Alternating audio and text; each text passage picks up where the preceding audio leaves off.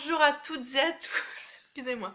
Bonjour à toutes et à tous, donc ça fait un petit moment que j'aurais dû tourner cette vidéo, je m'en excuse. Donc je vous donne rendez-vous en fait pour vous parler de mon nouveau piercing que j'ai fait il y a environ 2 semaines. Oui, il me semble que c'est ça, le 29 mars 2016, donc quand j'ai enregistré la vidéo, en fait j'y allais, et donc il a pu me le il a pu me le faire directement. Il a pu me le faire directement et du coup, bah voilà, j'ai le piercing Death. Donc maintenant que je l'ai, je vais vous expliquer comment ça s'est passé pour ceux qui souhaitent le faire à cet endroit. Alors le piercing Death, c'est d'abord ici. Excusez-moi, ça je sais pas si on voit bien.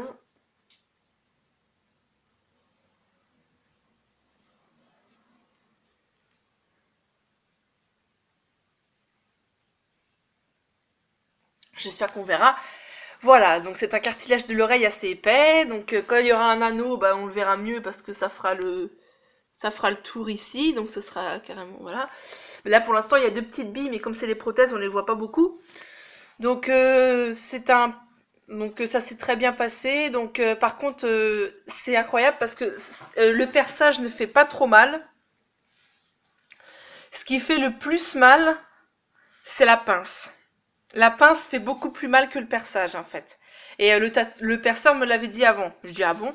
Et là, quand il a commencé à me pincer le cartilage, j'ai cru qu'il était en train de percer. Et puis après, il a enlevé la pince, excusez-moi. Et j'ai dit comme ça, ah ouais, bah c'est bon, du coup c'est fini. Il me dit, non, j'ai pas commencé. J'ai dit, ah bon? Mais j'ai senti un truc. Il me dit, c'était la pince, je vous avais dit. Oh là là, ça fait trop mal. Et j'avais trop mal, je serrais les dents en croyant qu'il était en train de percer. En fait, il a juste pris la pince pour prendre le cartilage, voilà.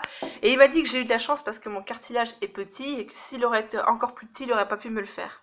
Donc j'ai eu de la chance, on va dire.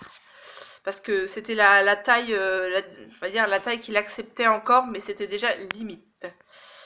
Donc voilà. Et une fois qu'il a percé, bah j'ai pas eu si mal finalement, parce que c'est plus la pince qui faisait atrocement mal.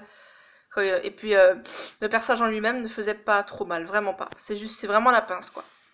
Donc voilà. Et une fois que ça a été percé, j'ai pas beaucoup saigné en fait, très peu. Ça fait très mal, ça nous lance, ça chauffe, ça brûle, enfin ça brûle. Non, ça chauffe, ça lance pendant quelques minutes, enfin quelques heures. Et donc voilà. Sinon, donc pour les soins, donc pendant 10 jours, bon bah là faut que je compte depuis le 29 mars combien ça fait. Et pendant 10 jours, il faut désinfecter avec de la bétadine 2 fois par jour, donc matin et soir, ou midi et soir, ou voilà. Ou matin et soir, plus ou moins. Ou midi et soir, c'est possible aussi, mais pas plus que 2 fois par jour, parce que sinon, trop de soins empêchent la cicatrisation. Donc du coup, de la bétadine pendant 10 jours, pas plus de 10 jours, 2 fois par jour. Et la cicatrisation, le durée de cicatrisation dure 1 an. Mais on peut changer de prothèse au bout de 3 mois. On peut changer la prothèse au bout de 3 mois, mais toujours en gardant du titane. Faut mettre du titane pendant 1 an. Au bout d'1 an, tu peux mettre autre chose que du titane. Mais tant que la cicatrisation n'est pas faite complètement, donc tant que ça fait pas 1 an, tu dois garder ta prothèse. Tu dois garder un piercing en titane. Mais il faut garder la prothèse 3 mois. Donc ça, je vais le garder 3 mois. Il faut surtout pas le changer avant, en fait. Même si je prends quelque chose d'autre en titane. Ça, c'est la prothèse qui va permettre de faire cicatriser tout et tout. Donc il faut surtout pas changer pour pas avoir d'infection ou quelque chose comme ça. Donc il faut garder sa prothèse pendant... faut garder sa prothèse pendant 3 mois. Mais pendant 3 mois, ce sera toujours pas cicatrisé. Mais je pourrais quand même le changer. Ce sera suffisamment bien mis pour le changer.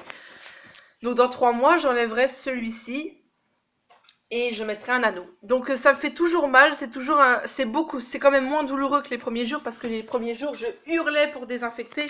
Quand on m'a dit de le bouger un peu pour éviter qu'il y ait des croûtes qui se collent au piercing. Mais ça faisait tellement mal que j'essayais de le bouger, j'arrivais pas quoi. C'était horrible tellement j'avais mal. Et du coup, après les jours ont passé, j'ai eu beaucoup moins mal. Là, j'ai toujours mal, mais moins quand même. Je peux plus facilement accéder ici, alors qu'avant, il m'était impossible de faire ça. Et je peux un peu plus facilement le bouger. Ça me fait moins mal. Mais ça fait toujours mal quand même. Excusez-moi. Et donc voilà. Et donc dans 3 mois, je changerai. Je mettrai toujours une prothèse en titane, mais un anneau. Là, je peux toujours pas en mettre. Je dois garder encore ça pendant 3 mois. Donc je suis très satisfaite de ce piercing. Je le trouve vraiment très joli. Bon là, il se voit pas beaucoup, mais quand j'aurai un anneau, je serai encore plus contente. Un anneau comme ici. Et voilà. Je suis très satisfaite de ce pays. Excusez-moi. De ce piercing, excusez-moi. Et donc, je compte le garder, évidemment. Il m'a coûté environ moins de 50 €. Je crois que c'était 40 ou 40... Non, c'était 40. En plus, la bétadine, j'en avais plus, donc il m'en a fourni. Il m'en a fourni un flacon. Vraiment très sympa et pas cher. 5 € le flacon. Donc, voilà. Et franchement, très très sympa de m'avoir fourni le flacon. Parce que j'étais prête à aller en acheter en pharmacie, vu que j'en avais plus. Et puis finalement, il en avait, il m'en a donné. Donc, voilà. Donc c'est de la bétadine, mais c'est pas marqué bétadine comme à la pharmacie, c'est marqué piercing. Et puis voilà. Piercing, et puis non, c'est juste marqué désinfectant pour piercing. Avec une tête de mort, avec des strass et tout. Enfin, une jolie bouteille bien personnalisée, voilà. Donc voilà pour les informations sur mon piercing death. Que je suis fière et que j'aime beaucoup. Donc les premiers jours, quand tu t'allonges dessus, tu le sens. Quand tu mets des écouteurs, tu peux pas mettre d'écouteurs le premier jour. Et puis c'est plein de microbes, donc faut éviter. Là, je recommence tout juste à mettre des écouteurs dans mes oreilles. Mais vu que c'est pas cicatrisé, j'ai peur que ça s'infecte, j'espère pas. Bon, des fois j'oublie. Il y a des jours où j'oubliais de désinfecter 2 fois par jour. Je le faisais qu'une fois. Donc il y a quelques jours, il y avait trop de croûte et tout. Je dis ça va s'infecter, donc j'ai vite désinfecté. Et voilà. Et puis hier, j'avais pas fait de la journée, mais j'ai pas eu de problème. Mais du coup, aujourd'hui, je l'ai fait. Je l'ai fait aujourd'hui, du coup. Voilà. Et là, je vais le refaire, là, juste après cette vidéo. Voilà. Même s'il y a des jours où j'ai fait une fois, je vais quand même le refaire pour combler les jours où je l'ai pas fait. Voilà, voilà. Donc, voilà. Donc, la désinfection, nettoyage est très important et il faut bien enlever les croûtes. Faut que le piercing soit toujours propre. Et faut désinfecter autour du piercing, là où il y a le trou. Donc ça pique. Et au début ça pique tellement, mais c'est atroce, hein. J'en pleurais, enfin presque quoi. Là ça pique toujours, mais beaucoup moins.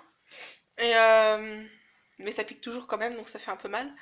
Mais faut pas oublier aussi de désinfecter le bijou. Donc de mettre de la bétadine sur le bijou. Donc moi, enfin, je veux dire excusez-moi. Pour un désinfectage, enfin pour une désinfection plus approfondie, j'ai mis sur un coton-tige pour que ce soit plus précis, parce qu'on peut vaporiser directement, mais je veux dire, ça faut quand même quelque chose pour enlever les croûtes, parce que c'est pas en vaporisant comme ça que ça va pénétrer dans... Oui, ça va pénétrer dans la plaie, mais ça va pas enlever les croûtes qu'il y a autour. Faut prendre quelque chose pour tourner, aïe, et pour enlever les croûtes. Donc du coup j'ai vaporisé, au début je vaporisais directement dessus, après je remettais sur un coton-tige et je faisais le tour comme ça et j'enlevais toutes les croûtes. Voilà.